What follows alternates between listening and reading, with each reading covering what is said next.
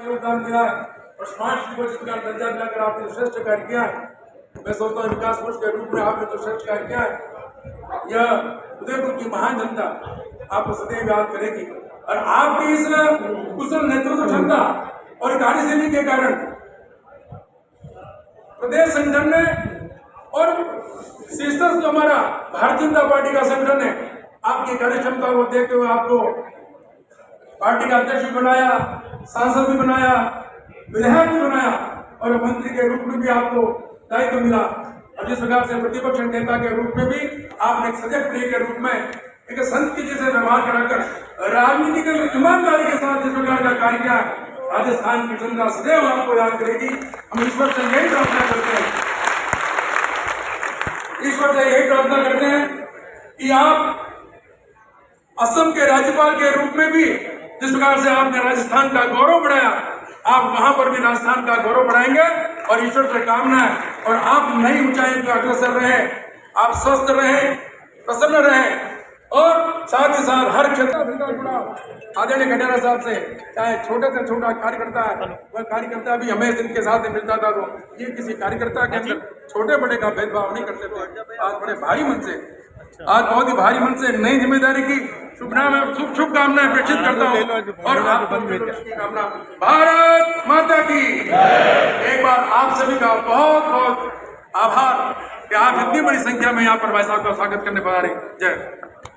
बहुत बहुत धन्यवाद आदरणीय जिलाधीश जी का। क्या कहें आपके बारे में, कुछ साहस नहीं संजो पाते, हे ज्ञान दिवाकर तब समूह अपने को दीपक सम पाते। आप अमित अगाध अनुपम हो, किसने कितना क्या जाना है, आपके बारे में कुछ कहना सूरज को दीप दिखाना है, सूरज को दीप दिखाना है। ऐसे महामहिम राज्यपाल आदरणीय गुलाटी भाई साहब का जीवन परिचय प्रस्तुत करने के लिए आमंत्रित करती हूँ श्रद्धेय प्रमोद जी सामल साहब।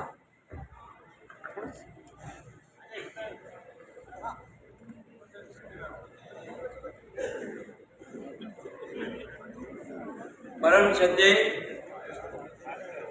असम के राज्यपाल महामहिम आदरणीय गुलाब चंद जी कटारिया साहब, जिनको हम सदैव और आगे भी अपने तहे दिल से, मन से गुलाब जी भाई साहब से ही संबोधित करेंगे, जो कि संवैधानिक पद है, औपचारिकता भी पूरी है। गुलाब जी भाई साहब का व्यक्तित्व और कर्तव्य की और परिचय क्या है, न तो वह स्वयं होता है जिन्हें आवश्यकता है। राजस्थान का जन जन और कण कण भारतीय जनता पार्टी की विचारधारा को स्थापित करने के लिए आपका समर्पण ही एक सामान्य परिवार से और कैलू पोस्ट मकान से प्रारंभ होकर के आसाम के राजभवन तक केवल एक सियावलोकन आपके सामने प्रस्तुत है। व्यक्ति जन्म से नहीं कर्म से महान होता है, अगर उसका पर्याय है तो आदरणीय गुलाब जी भाई साहब। चरैवेती को जीवन भर अंगीकार रखते हुए सामान्य कार्यकर्ता से प्रदेश अध्यक्ष का सफर भी आपने तय किया। आपका जन्म 13 अक्टूबर 1944 देलवाड़ा में हुआ। आपके पिता श्री हुकुमी चंद जी, माता श्री लहरी बाई जी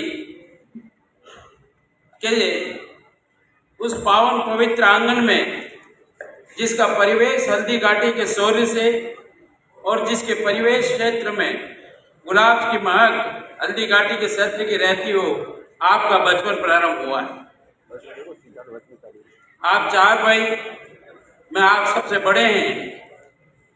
गुलाब जी भाई साहब, सोहन जी, सुंदर जी और सूरज जी, जिनको हम सब भी अच्छी तरह से जानते हैं। आपकी 2 बहनें कंकु देवी और बसंत देवी जी आपका परिवार है।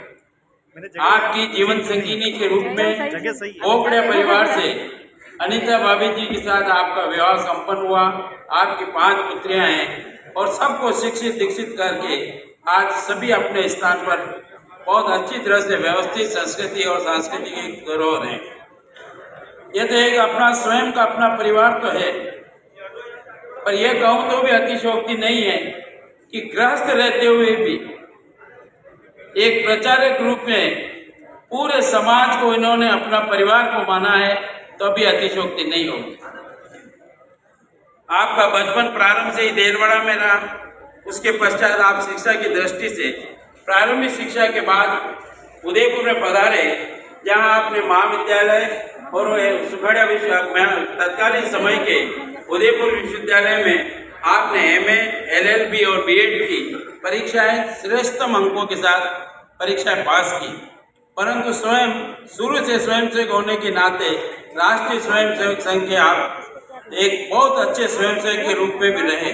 हम सब के मार्गदर्शक, सरलता की प्रतिमूर्ति और प्रेरणा पाते। गुलाब जी भाई साहब ने केवल छात्र जीवन में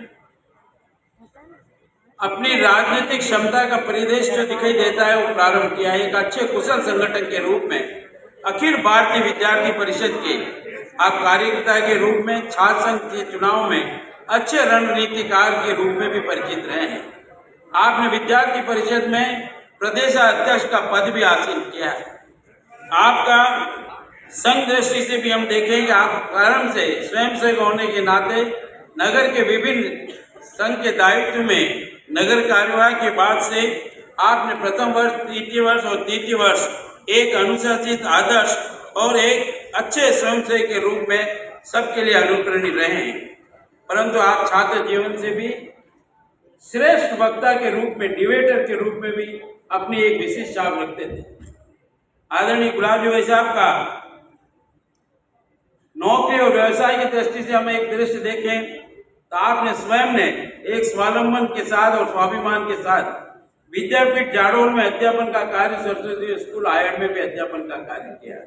परंतु प्रश्न जब यह आया, या तो आप स्वयंसेवक का जो राष्ट्रीय स्वयंसेवक संघ का मार्ग चुने या नौकरी, तो आपने नौकरी को ठोकर मार करके राष्ट्र की सेवा के लिए अपने आप को समर्पित किया।